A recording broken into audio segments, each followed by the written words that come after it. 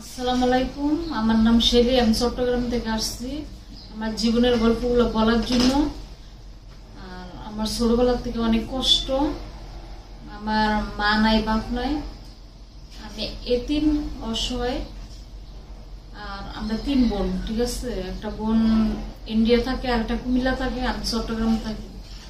তো আমি ছোট থেকে অনেক কষ্ট করছি, সৎমার কাছে অনেক মাইর খাইতাম, এবং যেখানে যাই এখানে লাখ টুসটা খাই, কোনো জায়গায় শান্তি নেই, ঠিক আছে। আর কেউ কারো লাগে না। আজকাল আমি গার্মেন্টসে চাকরি করতাম, মা ভাই বোন পালছিলাম, আমার মার লোকে থাকছিলাম। তারপরে আমার আব্বুর সাথে একটু বার্গেটিং হয়েছিল, আমি ঘর সাইডে পড়ছি। তারপরে আমার আব্বা মারা যাওয়ার পরে আমি 10 বছর ধরে একেই থাকি আলাদা। আর 10 বছর আপনি একাই থাকেন? জি। আচ্ছা, বল, আমি আপনার একটা লাইফ স্টোরিতে আমি জানতে পেরেছি আপনি নাকি চিটং একটা যে বাইজিখানায় আপনি ছিলেন। বাইজি থানা না বাইজিখানা কোনটা? মানে বিষয়টা কি, কোনটা? মাজারের নাম। ওখানে আপনি থাকতেন? জি, ওখানে থাকি, গার্মেন্টসে চাকরি করতাম, একাই থাকি, বাসা ভাড়া নিয়ে।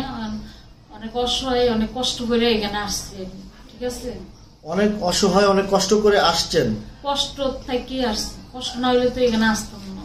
আচ্ছা, বল, আপনি তো অনেক সুন্দর এবং খুব রূপসী একজন নারী। তো আপনার স্বামীর সঙ্গে আপনার কেন ডিভোর্স হলো, বা আপনার ভবিষ্যতের পরিকল্পনাটা একটু বলবেন? আমার স্বামীর সাথে আমি আসলে ওর সাথে সম্পর্ক বিয়ে করছি, ওর বউ আছে, ঠিক আছে।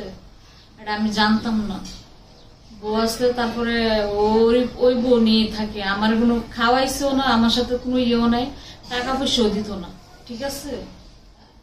আর ওর আম্মা আমার থেকে টাকা চাইছিল, আমি টাকা দিতে পারি না দেখে, মানে ওর নিয়ে গেছে আমার কাছ থেকে, ঠিক আছে। কিসের টাকা চেয়েছে আপনার কাছ থেকে? যৌতুক চাইছিল 3 লাখ টাকা। আমি তো গরিব, আমি চাকরি করে নিজের পেটে চালাইতে পারি না, ওর টাকা কোথেকে দিব? 3 লক্ষ টাকা যৌতুক চেয়েছে? জি।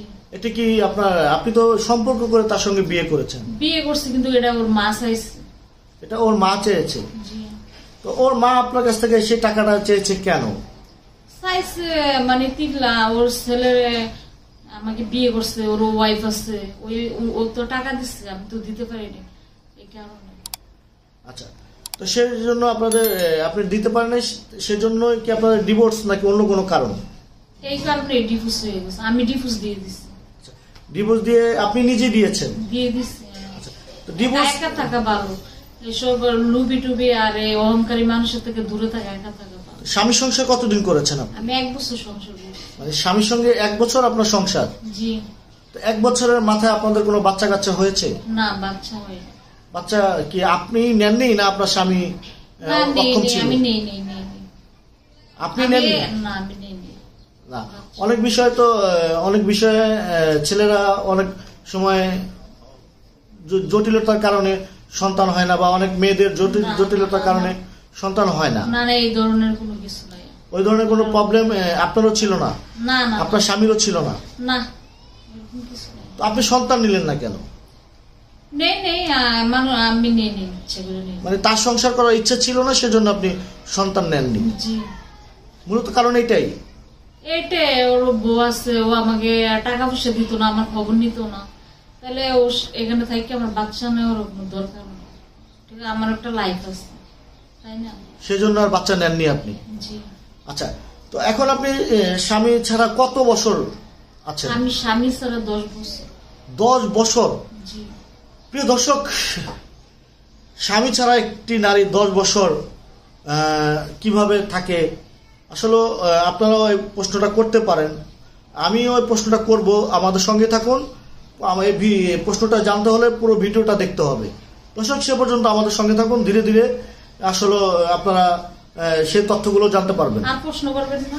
হ্যাঁ, তো আপু, হ্যাঁ, যেটা ইচ্ছে করতেছে সেটা বলেন। আপনি স্বামী ছাড়া কিভাবে 10 বছর আপনি একা গার্মেন্টসে চাকরি করেছেন, ঠিক আছে? গার্মেন্টসে চাকরি করেছেন? হ্যাঁ, বলেন। তো গার্মেন্টসে স্যার কি করতাম, আমার আব্বা তো মারা গেছে 10 বছর হয়, আমি ভাড়া দিয়ে থাকতাম 3000 টাকা ঘর ভাড়া। তারপরে আমার আব্বু যে মারা গেছে, আমাদের অনেক টাকা ঋণ ছিল, দেনা ছিল, ওগুলা দেনা আমিও দিছি, আমার এই যে আম্মু আছে না, ওরা দিছে অর্ধেক, আমি দিছি অর্ধেক। এরপরে চাকরি করছি, এখন আমি অসুস্থ হয়ে পড়ছি হঠাৎ করে, বুঝছেন। অসুস্থর পরে আমি চাকরিটা ছাইড়া দিছি, আমার গলায় একটু সমস্যা। এটা আমি আরো অনেক ভিডিওতে বলছি যে আমার প্রবলেম আছে বলে। হ্যাঁ, তারপর আমি ইন্ডিয়া চলে গেছি, ঠিক আছে, অসুস্থ নিয়ে। তারপরে এখন আসলাম, আসার পরে তো এখন অফিসেও তো নিচ্ছে না, চাকরি টাকরি হচ্ছে না, অনেক অনেক অভাবের মধ্যে আছি, ঘর ভাড়া বাইজে গেছে, এগুলো কষ্টে আছি ভাই। কষ্টে আছেন আপনি, আর্থিক দিক দিয়ে কষ্টে আছেন। আমি যেটা বলতে চাচ্ছি, আপনি আমাদের দর্শকরা যেটা আমি ইনফরমেশন দিতে চাচ্ছি দর্শকের উদ্দেশ্যে, সেই ইনফরমেশনটা আপনি আমাকে দিবেন। আপনি একজন, আপনার এখন বর্তমান বয়স কত? এই তো 27-28 এরকম। আচ্ছা, একটা বিষয় ক্লিয়ার করবেন, নারীরা কি তাদের বয়স নিয়ে কোনো লুকোচুরি করে কিনা? আমি লুকোচুরি করি না, আমার বয়স এরকমই, 28-30 এরকম হবে। 28 থেকে 30। আপনার এখনো যৌবন আছে। তো আপনি 10 বছর আগে আপনি যখন আপনার স্বামীকে ছেড়ে দিলেন, তখন আপনার 20 বছর বয়স, তাই না? হ্যাঁ। তখনও আপনার পূর্ণ যৌবন, এখনো আপনার মোটামুটি যৌবন আছে। তো আপনি এই যে 10টি বছর স্বামী ছাড়া কিভাবে কাটাচ্ছেন একা একা, সেটা বলবেন? গার্মেন্টসে স্যার কি করছি, মানুষে কাটাইতেছে না। আমার মতো কত নারী আছে জামাই ছাড়া। জামাই ছাড়া অনেক নারীরা, জামাই ছাড়া কি থাকা যায় না? থাকা যায়, ঠিক আছে। জামাই ছাড়া কিভাবে থাকে একজন নারী? আমরা তো যতটুকু জানি, ছেলেদের চাইতে নারীদের চাহিদা বেশি। আমি এত কিছু জানি না, আমি আছি, ভালোই আছি। আপনি জামাই ছাড়া আপনার সেই চাহিদাগুলো কিভাবে মেটান? আমি এগুলো জানি না ভাই, চাহিদা মাইদা আমি এগুলো বুঝি। কি জানেন আপনি? আমি কি জানি, আমি চাকরি করি, ভাত খাই, বাস। আপনার জীবনে কি কোনো স্বামীর প্রয়োজন নাই, কোনো ছেলের প্রয়োজন নাই? আছে, এরকম ভালো ছেলে আমি বিয়ে করবো, ভালো ছেলে পাই। আপনি কি আমার কথাটা একদিক থেকে আরেক দিকে নিয়ে যাচ্ছেন? না না না না, কেন আরেক দিকে নিয়ে যাবো? চাহিদা আছে, ঠিক আছে, কিন্তু এরকম মিলতে হবে তো। আচ্ছা বলুন, আপনি এটা বলুন তো, ছেলেদের থেকে মেয়েদের চাহিদা বেশি নাকি কম, সেটা বলুন। ভাই আমি এটা কিভাবে, আমি বুঝি না এটা। আপনি বোঝেন না? না না। আপনি কি ফিটার খাচ্ছেন এখন? না। আপনার 30 বছর বয়স হয়েছে, আপনি বিবাহিত একজন নারী, আপনি 1 বছর সংসার করেছেন, তার মানে কি আপনি ফিটার খাচ্ছেন? না, আমি ফিটার খাইছি, আমি কইছি আমি ফিটার খাই। তাহলে আপনি বুঝেন না, এটা কেন বললেন? আপনি কি কিছু লুকাচ্ছেন? আমি লুকাই না ভাই, আমি এখানে কি বলতাম, আমি জানি এমনি চাহিদা, কিন্তু আমার এরকম চাহিদার কথা আমি কি কইতাম। আপনার যেটা সত্য সেটা বলেন। এটা পৃথিবীর সকল মানুষই জানে, ছেলেদের চেয়ে নারীদের একটু চাহিদা বেশি থাকে, নারীদের। আমি একটা কথা বলি, আপনি তো জানেন, তা আবার জিজ্ঞেস করেন কেন আমাকে? আচ্ছা, আমি জানি। তাহলে আপনি 10টি বছর স্বামী ছাড়া কিভাবে আপনার দিন কাটে? আমি চাকরি করছি গার্মেন্টসে, চাকরি যাইতাম, সারাদিন গার্মেন্টসে ছিলাম, রাতটা আসতাম, রান্না বান্না করে খাইয়ে ঘুমাইতাম, আর এত খবর তো, সারাদিন পরিশ্রম করে আসতাম। সারাদিন পরিশ্রম করতেন আপনার, সেটা হচ্ছে পেটের জন্য, তাই না? জি। পেটের জন্য, দুবেলা ডাল ভাত খাওয়ার জন্য সেই পরিশ্রমটা করতেন। আমার কথা বুঝতে পেরেছেন? জি। তাহলে আপনার সেটা হচ্ছে ডাল ভাতের জন্য, কিন্তু আপনার শারীরিক চাহিদার জন্য কি করতেন? আমি আর কিছু করি না। আর কিছু করতেন না? আপনার শারীরিক একজন নারীর শারীরিক চাহিদা যেটাকে বলে, সেই বিষয়টা আপনি কিভাবে দেখতেন? কিভাবে দেখবো আমি, এটা বুঝি না ভাই, আপনি আমার এই প্রশ্নটা করেন। এটা বোঝেন না আপনি? আচ্ছা, প্রিয় দর্শক, শেলিয়াপা আমার মনে হচ্ছে ফিটার খায়, এজন্য তিনি এই বিষয়টা বোঝে না। তো আমরা তার কাছ থেকে আরো কিছু তথ্য আপনাদের কাছে দিব।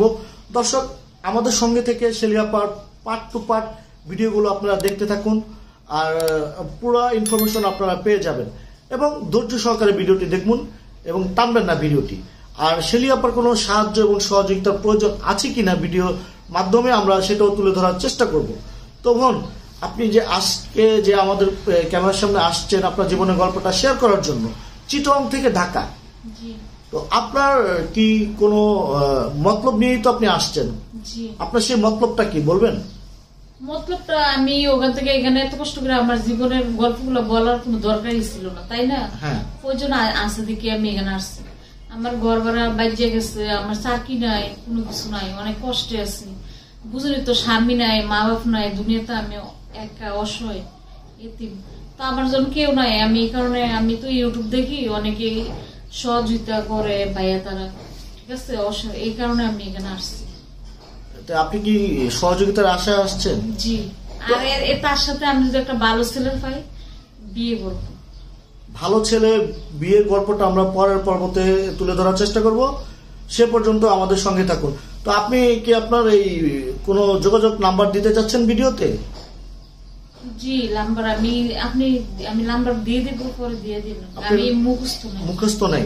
আচ্ছা, আমরা দর্শক শেলিয়াপাকে যারা আপনারা সাহায্য এবং সহযোগিতা করবেন বা তার পাশে দাঁড়াবেন, আমরা তার যোগাযোগ নাম্বারটি ভিডিওর ডেসক্রিপশন বক্সে দিয়ে রাখবো।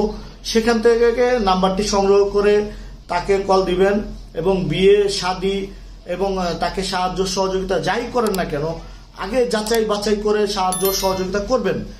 পরবর্তীতে সাহায্য সহযোগিতা করে প্রতারিত হয়ে আমাদেরকে নক দিবেন না। দর্শক, শেলিয়াপার ভিডিওর আমরা এখানে শেষ করব না, আরো কয়েকটা পর্ব আমরা তুলে ধরবো। সে পর্যন্ত ধৈর্য সহকারে আমাদের সঙ্গে থাকুন।